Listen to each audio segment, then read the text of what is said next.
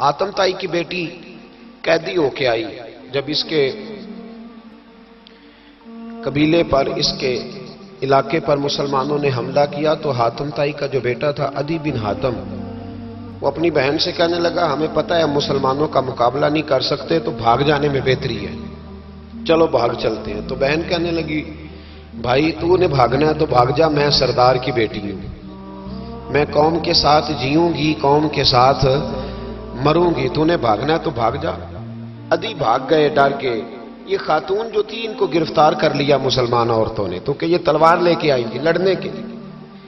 ابن اسحاق ابن حشام دونوں کتابوں میں روایت موجود ہے.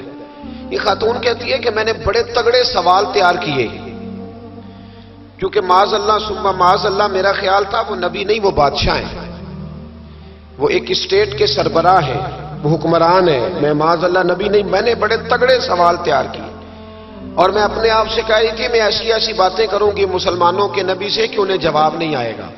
معاذ اللہ ثم معاذ، نقل کفر کفر نہ باشد. کہتی ہے میں حضور کے سامنے لائی گئی گرفتار کر کے، اور جب مجھے حضور کے سامنے کھڑا کیا گیا نا تو میرا سر ننگا تھا. توجہ ہے میری بات پر؟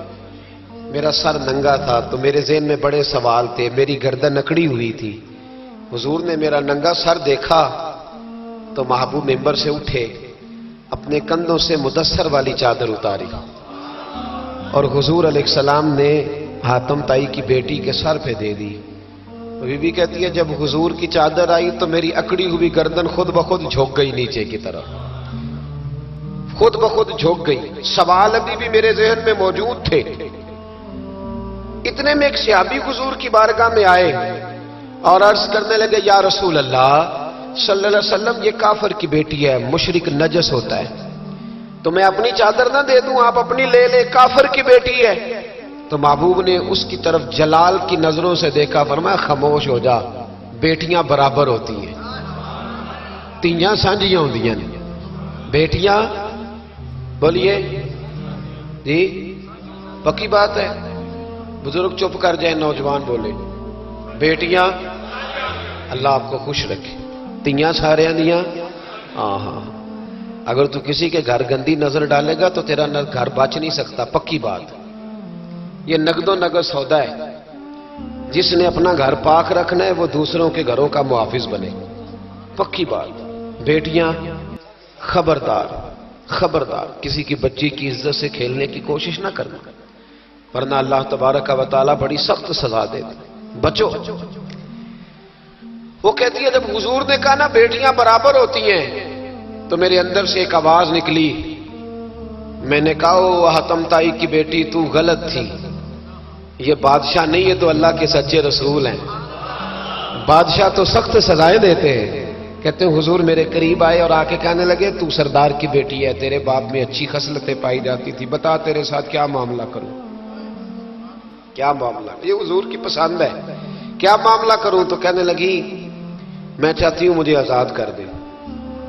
کہتی مجھے امید نہیں تھی. حضور کہیں گے ٹھہر جا، بیٹھ جا، بات کرتے ہیں، مشاورت ہوتی ہے، پھر اس کے بعد کوئی فیصلہ ہوتا ہے. کہا آزاد کر دو.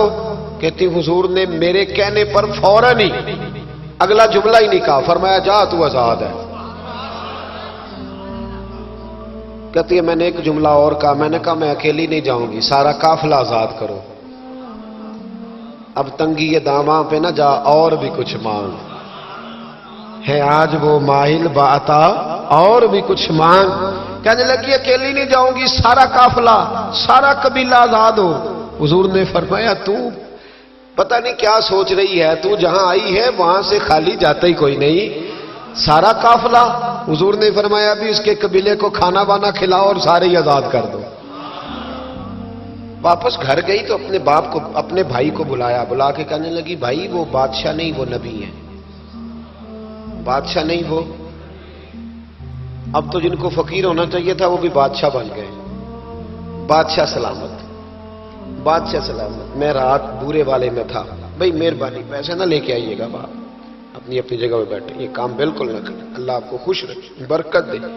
میں اس کو حرام نہیں کہتا، پر یہ سٹائل نظرانے کا درست نہیں، اس سے بچا کریں، ورنہ پھر وہی بندہ چنگا لگنا جنہیں پیسے لے کے آنا ہے. دوجیاں دا دل کرنا ہے ٹوری جان دے چنگے نے، اس لیے اس چکر سے باہر نکل ہے. تاکہ قوم سمجھدار ہو جائے. بالکل یہ کام نہیں کرے. سنیں اور یاد رکھیں. میں تھا وہاں دور تو 2-3 بچے نا یوں ہاتھ باندھ کے کھڑے ہو گئے. اب حضور نے فرمایا کہ اس طرح کا معاملہ نہ کرو جیسے مجوسی اپنے بادشاہوں کے ساتھ کرتے تھے.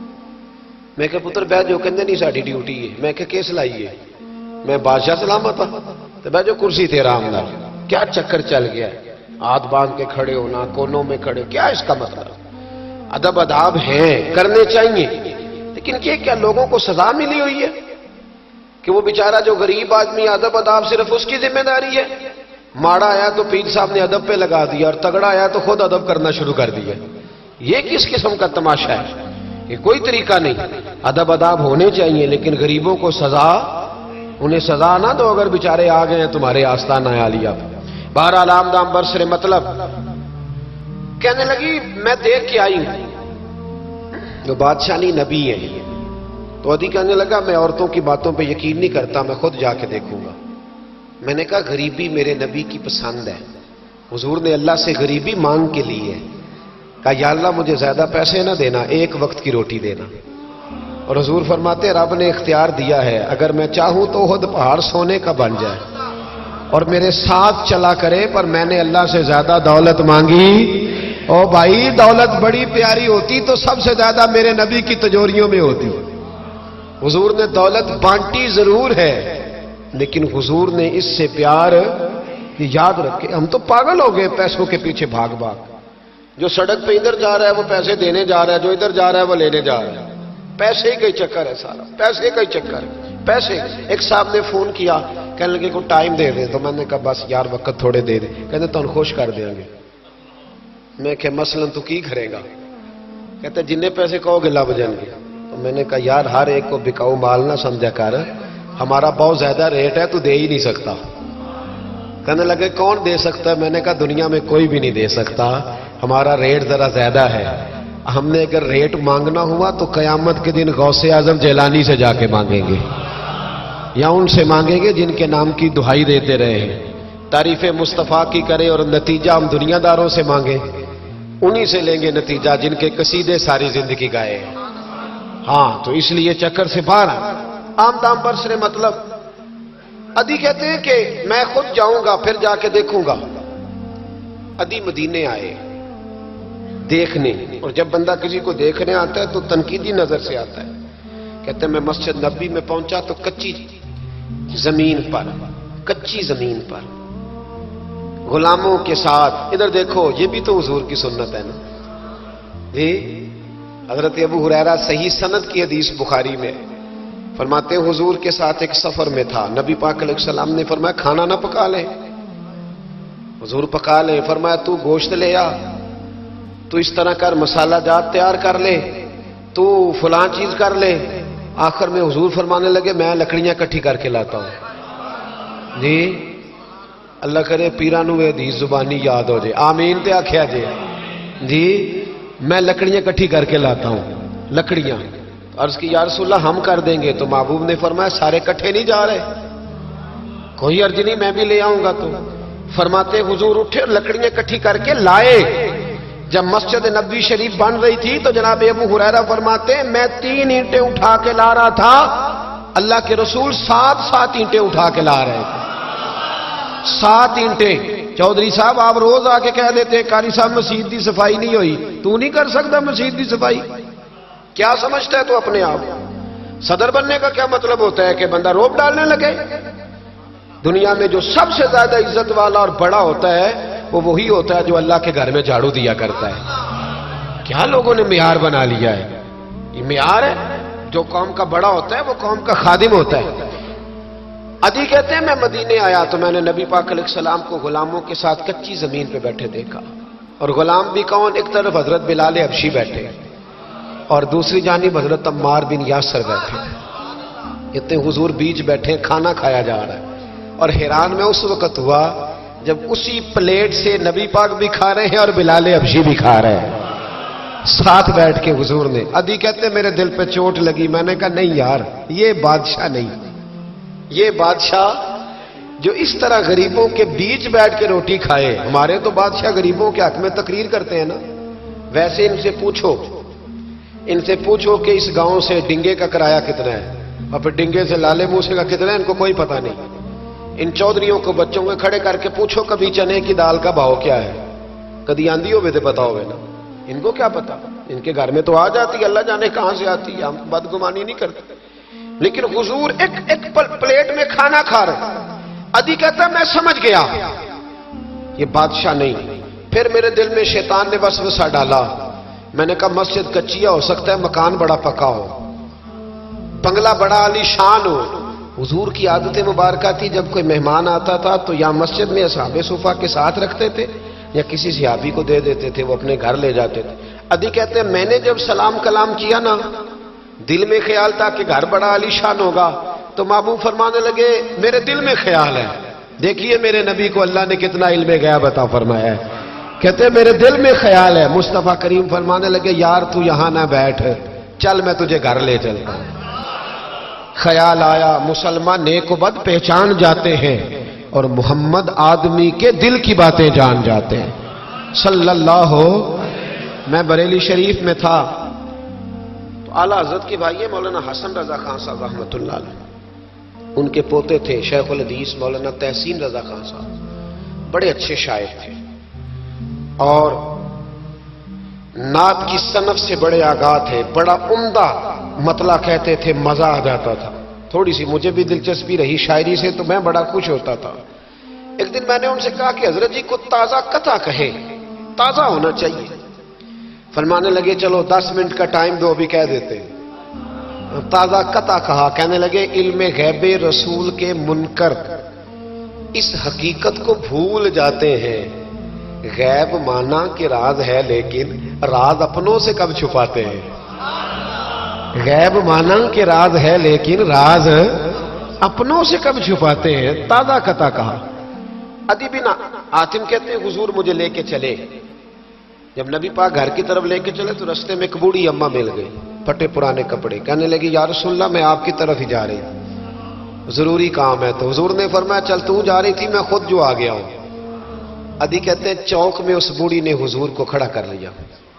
کبھی دیکھے آپ نے اپنا وزیر چوک میں کھڑا؟ آپ کو اسی ایم پی کدی نہیں دیکھا، وزیر تو دور رہ گیا۔ چوک میں کھڑا کر لیا نبی پاک صلی اللہ علیہ وسلم، اور وہ بی بی اپنے دکھڑے سنانے لگی۔ کہتے ہیں قربان جاؤں وہ دیر تک باتیں کرتی رہی اور نبی پاک سنتے رہے۔ ادھی کہتے ہیں میرے دل پہ دوسری چوٹ لگی، میں نے کہا جو اس طرح غریبی سے پیار کرے وہ بادشاہ نہیں، وہ اللہ کے سچے رسول ہیں۔ حضور مجھے گھر لے گئے، جناب سیدہ طیبہ طاہرہ حضرت عائشہ صدیقہ رضی اللہ تعالی عنہا کے حجرے میں، اور حضور جب اندر لے گئے تو ایک چٹائی پڑی ہے کھجور کی چھال کی، وہ بھی پھٹی ہے 2 جگہ سے، ایک مٹکا 2 پیالے، ایک تکیہ جس میں کھجور کی چھال بھری ہوئی ہے۔ کہتے ہیں حضور مجھے لے گئے، میں نے محبوب کا وہ مکان جنت نشان، میں نے وہ مکان دیکھا جہاں حضرت جبریل حاضری دینے آیا کرتے، میں نے وہ مکان دیکھا جس کے دروازے پہ 70 ہزار فرشتے ڈیوٹی کرتے، میں نے وہ مکان دیکھا۔ کہتے ہیں میں حیران ہو گیا۔ حضور مجھے بٹھا کے گئے دوسرے کمرے میں، اور وہاں سے حضور سرکہ لائے، کھجوریں لائے، تھوڑا سا کھانا لائے، کہتے ہیں میرے سامنے رکھا۔ اب میں نے اس کھانے کی سادگی کو بھی دیکھا، لگے جو مزدور شاہ ایسا، نہ دھن نہ دولت سربراہ ایسا، فلک نشیں کا زمین پہ گھر ہے، میرا پیغمبر عظیم تر ہے۔ کہتے ہیں حضور صلی اللہ علیہ وسلم نے کھانا دیا تو حضور کی وہ سادگی، ادھر دیکھیں اس بندے میں سادگی نہیں نہ ہوتی، اس میں اپنائیت نہیں ہوتی۔ آپ کو سمجھ آئے تب بھی ٹھیک ہے، نہ آئے تب بھی ٹھیک ہے، پر میں آپ کو بڑی بات سمجھا رہا ہوں، جس میں سادگی نہیں ہوتی اس میں اپنائیت، وہ تو دیکھتا ہے کہ اس کے کپڑے اس قابل ہے کہ نہیں، میرے سینے سے لگ بھی سکتا ہے کہ نہیں، اس میں اپنائیت۔ جو لوگ سادے نہیں ہوتے ان کے زیادہ رشتے نہیں ہوتے، ان کا لوگوں سے زیادہ پیار، اس لیے کہ وہ تو انتظار کرتے ہیں، کہتے ہیں میرے نال دی جتی پائے گا تو میرے نال ٹرے گا۔ جو سادے ہوتے نا، سادے جو لوگ غریب پرور ہوتے، ان کے رشتے بڑے پیار، بڑا محبتیں، بڑی زمانہ ان سے بڑا وابستہ ہو جاتا ہے، اس لیے کہ وہ لوگوں کے قریب آ جاتا ہے، وہ نیچے اتر کر لوگوں سے ملتے گلتے، وہ یہ نہیں دیکھتے میرا قد کتنا بڑا ہے، وہ یہ دیکھتے ہیں یار سامنے والے کا پیار مجھ سے کتنا ہے، وہ نیچے اتر کر لوگوں سے کہتے ہیں نبی پاک علیہ الصلوۃ والسلام نے بڑا سادہ سا مجھے کھانا دیا. جب میں کھا چکا تو حضور فرمانے لگے سارا کچھ تو آپ نے دیکھ لیا, کیا پروگرام ہے, کب جانا ہے آپ نے؟ دیکھ لیا سارا کچھ, اگلا پروگرام بنائے. تو ادی کہتے ہیں میں دور بیٹھا تھا, میں اٹھ کے قریب آ گیا. میں نے کہا محبوبہ اب کہاں جانا ہے, مجھے کلمہ پڑھائے, میں مسلمان ہونا چاہتا ہوں. یہ غریبی حضور کی پسند ہے. تھوڑے پہ گزارا کرنا سیکھو. پتہ ہے دنیا میں سب سے زیادہ سکھی کون بندہ ہے؟ وہ بندہ سکھی ہے جسے اللہ نے جو دیا ہے نا وہ اس پہ راضی ہو گیا ہے. وہ بندہ بڑا سکھی ہے. جو دائیں بھی دیکھتا ہے بائیں بھی دیکھتا ہے, کسی کی کار دیکھتا ہے, کسی کی ہیوی بائک دیکھتا ہے, وہ ٹینشن میں رہتا ہے. سکھی رہنا چاہتے ہو تو جو اللہ نے دیا اس یہ حضور کی پسند ہے. دعا کرتا ہوں جو کچھ میں نے عرض کیا اللہ اسے قبول فرمائے. جہاں ہم بھول گئے اللہ ہم سے درگزر فرمائے. علم نافع دے, عمل صالح عطا فرمائے. آخر دعوانا